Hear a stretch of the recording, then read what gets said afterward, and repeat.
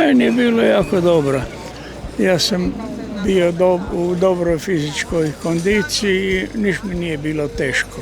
Super. Znala se šta je vojnik? U Požegi. Onda se zvala Slavonska Požega. Znala se ko služi u vojsku? Kao i svi, godinu dana. Što mislite o vojnom roku? A vojni rok, pa trebao bi biti, svakako bi trebao da smo sigurniji. Pa nisam baš za to, da vam pravo velim. Pa nažalost to vjerojatno trebamo, jer je takva situacija u svijetu. Ne. Umjesto da se ta novac ulaže u bilo što drugo, oni ga ulaže u naoružanje. Samo da čim više ljudi izgine, da oni lakše vladaju.